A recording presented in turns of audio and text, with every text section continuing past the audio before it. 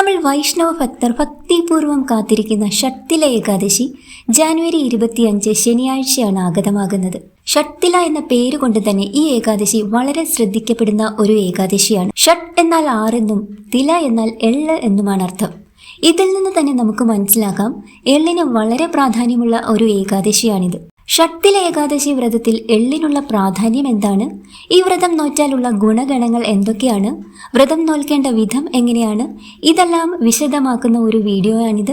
Video പൂർണ്ണമായും കാണാൻ ശ്രമിക്കുക. കൂടാതെ നമ്മുടെ തുളസി തീർത്ഥം എന്ന ഈ ചാനൽ ആദ്യമായിട്ടാണ് നിങ്ങൾ കാണുന്നതെങ്കിൽ ഒന്ന് സബ്സ്ക്രൈബ് ചെയ്യാനും മറക്കല്ലേട്ടോ. മാഘമാസത്തിലെ കൃഷ്ണപക്ഷത്തിൽ വരുന്ന ഏകാദശിയാണ് ഷട്ടില ഏകാദശി എന്ന് പറയുന്നത്. ഈ ഏകാദശിയിൽ എള്ള 6 വ്യത്യസ്തമായ രീതികളിൽ ഉപയോഗിക്കപ്പെടുന്നു. ശുദ്ധീകരണ ഗുണങ്ങളുണ്ടെന്ന് വിശ്വസിക്കപ്പെടുന്ന തില അല്ലെങ്കിൽ എള്ള് കഴിക്കുന്ന രീതിയിൽ നിന്നാണ് ഷട്ടില എന്ന പേര് ഈ ഏകാദശിക്ക് ലഭിക്കുന്നത്. ശ്രീഹരി വിഷ്ണുവിന്റെ വിയർപ്പിൽ നിന്നുമാണ് എള്ള് ഉത്ഭവിച്ചത് എന്ന് വിശ്വസിക്കപ്പെടുന്നു. പ്രത്യേകിച്ച് എള്ള് പ്രകൃതിയിൽ ചൂടുള്ളതും ശൈത്യകാലത്ത് നമ്മൾക്ക് ചൂട് നൽകുന്നതുമാണ്. ഈ ഷട്ടില ഏകാദശി ദിവസം പൂജയും ഉപവാസവും അനുഷ്ഠിക്കുന്ന ഭക്തന് മോക്ഷം ലഭിക്കും എന്നും വിശ്വസിക്കപ്പെടുന്നു. നമ്മൾ പറഞ്ഞു ഷട്ടില ഏകാദശി വ്രതത്തില് 6 വിധത്തിൽ എള്ള് ഉപയോഗിക്കപ്പെടുന്നു എന്ന്. അതുപോലെ തന്നെ 6 തരത്തിലുള്ള എള്ള് നമ്മൾ ഭഗവാന് സമർപ്പിച്ചാൽ ഏറ്റവും ഐശ്വര്യദായകമാണ്. അതായത് എള്ളുകൊണ്ടുള്ള നിവേദ്യങ്ങൾ, പലഹാരങ്ങളൊക്കെ ഉണ്ടാക്കി ഭഗവാന് സമർപ്പിക്കാം. അതുപോലെ തന്നെ മറ്റുള്ളവർക്ക് കൊടുക്കുകയും ചെയ്യുന്നത് ഏറ്റവും പുണ്യമാണ് ഈ ഒരു ഷട്ടില ഏകാദശി ദിവസം. ഈ 6 വിധത്തിലുള്ള എള്ള് എന്ന് പറയുന്നത് വെളുത്ത എള്ള്, കറുത്ത എള്ള്, ചുവന്ന എള്ള്, തവിട്ട് നിറത്തിലുള്ള എള്ള്, തൊലിയോട് കൂടിയ എള്ള്, തൊലി കളഞ്ഞ എള്ള്, ഇങ്ങനെ 6 വ്യത്യസ്ത തരത്തിലുള്ള എള്ള് നമുക്ക് ഈ പുണ്യ ഏകാദശി ദിവസം 6 വ്യത്യസ്ത രീതികളിൽ ഉപയോഗിക്കാം. അതായത് എള്ള് കലർന്ന വെള്ളത്തിൽ സ്നാനം ചെയ്യുക, എള്ള് ദാനം ചെയ്യുക, എള്ള് കൊണ്ടുള്ള ഹോമം ചെയ്യുക, എള്ള് നടുക, എള്ള് ചേർത്ത വെള്ളം കുടിക്കുക, എള്ള് ചേർത്ത ഭക്ഷണം അല്ലെങ്കിൽ മധുര പലഹാരങ്ങൾ ഉണ്ടാക്കി ഭഗവാന് നേദ്യമായി സമർപ്പിക്കാം. കൂടാതെ മറ്റുള്ളവർക്ക് നൽകാം, നമുക്കും ഭക്ഷിക്കാം. ഇങ്ങനെ 6 വ്യത്യസ്ത രീതിയിൽ എള്ള് ഉപയോഗിക്കപ്പെടുമ്പോഴാണ് ഈ ശ്രേഷ്ഠമായ ഷട്ടില ഏകാദശി വ്രതം അതിന്റെ പൂർണ്ണതയിൽ എത്തുക എന്ന് പറയുന്നത്. ക്ഷേത്രത്തിലെ ഏകാദശി ദിവസം നമുക്ക് എള്ള് കൊണ്ടുള്ള പറയിടാം, എള്ള് കിഴി സമർപ്പിക്കാം, എള്ളുണ്ട പോലെയുള്ള പലഹാരങ്ങൾ ഉണ്ടാക്കി ഭഗവാന് നേദിക്കാം, ഭക്തജനങ്ങൾക്ക് വിതരണം ചെയ്യാം. അങ്ങനെ അന്നേ ദിവസം എള്ള് ദാനം ചെയ്തു കഴിഞ്ഞാൽ ഏറ്റവും ഐശ്വര്യദായകമാണ് എന്ന് പുരാണങ്ങളിൽ തന്നെ പറയപ്പെടുന്നുണ്ട്. ദാരിദ്ര്യം, കഷ്ടപ്പാടുകൾ, നാം അനുഭവിക്കുന്ന എല്ലാ വിധത്തിലുള്ള ദുരിതങ്ങളും ഇല്ലാതാക്കാൻ ഈ ഒരൊറ്റ ഷട്ടില ഏകാദശി വ്രതം ഭക്തിപൂർവ്വം നോറ്റാൽ മാത്രം മതിയാകും. ഇനി വളരെ മഹാത്മ്യം നിറഞ്ഞ ഈ ഷട്ടില ഏകാദശി വ്രതം നോൽക്കേണ്ടത് എങ്ങനെയാണ് എന്ന് നോക്കാം. നമുക്കറിയാം 3 ദിവസങ്ങളിലായിട്ടാണ് അല്ലെങ്കിൽ 3 തിഥികളിലായിട്ടാണ് നമ്മൾ എല്ലാ ഏകാദശി വ്രതവും അനുഷ്ഠിക്കുന്നത്. ജാനുവരി 24, 25, 26 അതായത് ദശമി, ഏകാദശി, ദ്വാദശി. ദശമി ദിവസം അതായത് ജാനുവരി 24 വെള്ളിയാഴ്ച ബ്രാഹ്മ മുഹൂർത്തത്തിന് മുൻപായി എഴുന്നേറ്റ് വെളുത്ത എള്ള് അരച്ചത് ദേഹത്ത് പുരട്ടിയ ശേഷം എള്ള് കലർത്തിയ വെള്ളത്തിൽ കുളിക്കുക.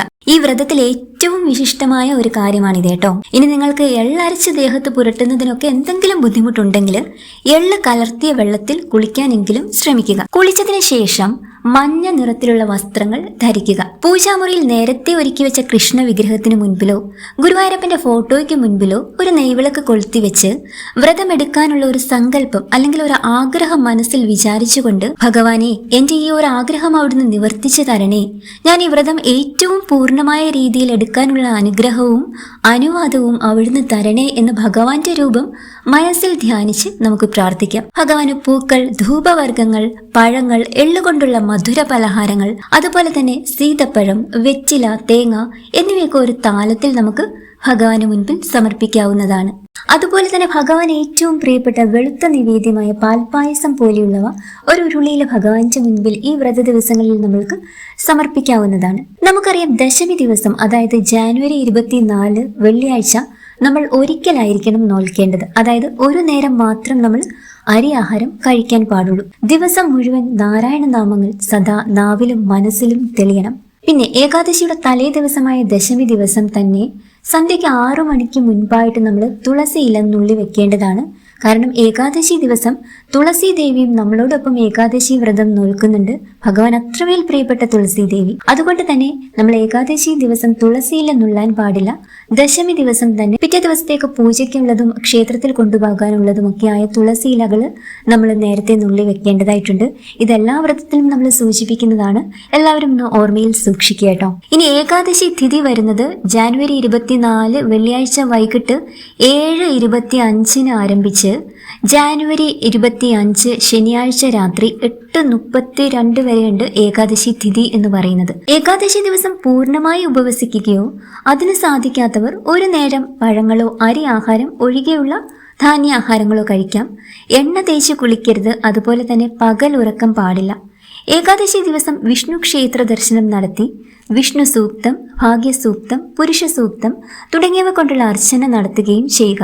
അന്നേ ദിവസം മുഴുവൻ അന്യ ചിന്തകൾക്കൊന്നും ഇടം കൊടുക്കാതെ തെളിഞ്ഞ മനസ്സോടെ ഭഗവാനെ പ്രകീർത്തിക്കുന്ന നാമങ്ങൾ ജപിക്കുക. വിഷ്ണു സഹസ്രനാമം ചൊല്ലുന്നത് ഏറ്റവും ഉത്തമമാണ്.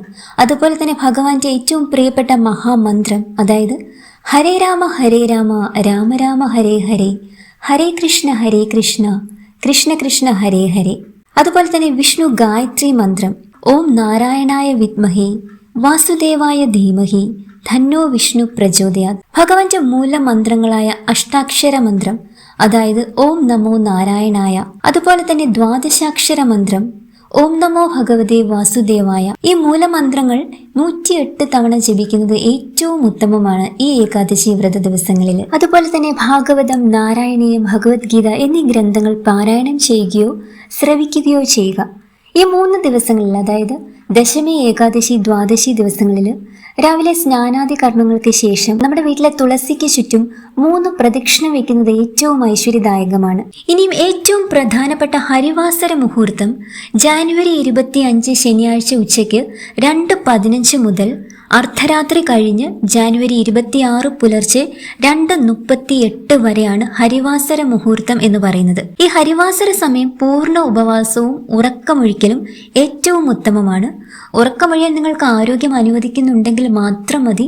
അതുപോലെ പൂർണ്ണ ഉപവാസം വ്രതത്തിൽ എടുക്കുന്നവർ മാത്രം മതി ആ ഒരു സമയത്ത് പൂർണ്ണ ഉപവാസം നോൽക്കുന്നത്. സാക്ഷാൽ വിഷ്ണു ഭഗവാന്റെയും ലക്ഷ്മി ദേവിയുടെയും സാന്നിധ്യം ഭൂമിയിൽ ഏറ്റവും കൂടുതൽ, അതായത് നമ്മുടെ ഭവനങ്ങളിൽ പോലും ഏറ്റവും കൂടുതലായിട്ട് അനുഭവപ്പെടുന്ന ഒരു പുണ്യ മുഹൂർത്തമാണ് ഈ ഹരിവാസര മുഹൂർത്തം എന്ന് പറയുന്നത്. അങ്ങനെ ഏകാദശിയുടെ പിറ്റേ ദിവസം ദ്വാദശി ദിവസം, അതായത് ജാനുവരി 26 ഞായറാഴ്ച ഹരിവാസര സമയത്തിന് ശേഷം മലരും തുളസിയിലയും ഇട്ട തീർത്ഥം സേവിച്ച് പാരണ വീടുക. പാരണ വീടുന്നതിന് മുൻപ് ക്ഷമാപണ മന്ത്രം ചൊല്ലുന്നത് ഏറ്റവും ഉത്തമമാണ്. അതായത് നമ്മൾ അറിഞ്ഞോ അറിയാതെയോ എന്തെങ്കിലും തെറ്റ് ചെയ്തിട്ടുണ്ടെങ്കിൽ ഭഗവാനെ ക്ഷമിക്കണേ എന്നൊരു ക്ഷമാപണ മന്ത്രം ഭഗവാന് സമർപ്പിച്ചിട്ട് വേണം നമ്മൾ പാരണ മന്ത്രം ചൊല്ലാനായിട്ട്.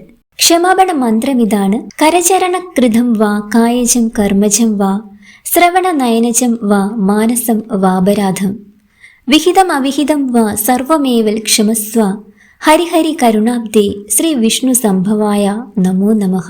ഈ ക്ഷമാപണ മന്ത്രം ചൊല്ലിയതിനു ശേഷം പാരണ മന്ത്രം നമ്മൾ 8 തവണയാണ് ചൊല്ലേണ്ടത്. പാരണ മന്ത്രം ഇതാണ്: ഫോക്ഷ്യോഹം പുണ്ടരീകാക്ഷ ശരണം മേ ഭവാച്യുത.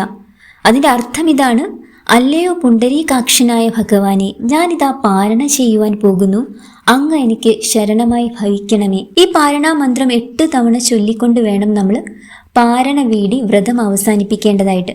ഈ പ്രാവശ്യം നമ്മുടെ ഷട്ടില ഏകാദശിയുടെ പാരണ സമയം എന്ന് പറയുന്നത് ജാനുവരി 26 ഞായറാഴ്ച രാവിലെ 7:12 മുതൽ 9:23 വരെയുള്ള സമയത്താണ് പാരണ വീടേണ്ടതായിട്ടുള്ളത്. അങ്ങനെ മഹാവിഷ്ണുവിന് ഏറെ പ്രിയപ്പെട്ട ഈ ഷട്ടില ഏകാദശി വ്രതം ആചരിച്ച് എല്ലാവർക്കും സമ്പൽ സമൃദ്ധിയും ഐശ്വര്യവും ഭഗവാൻ പ്രദാനം ചെയ്യട്ടെ. അതോടൊപ്പം തന്നെ വ്രതം നോൽക്കാനുള്ള എല്ലാ സാഹചര്യവും ഭഗവാൻ നിങ്ങൾക്ക് ഒരുക്കി തരട്ടെ എന്നും പ്രാർത്ഥിക്കുന്നു.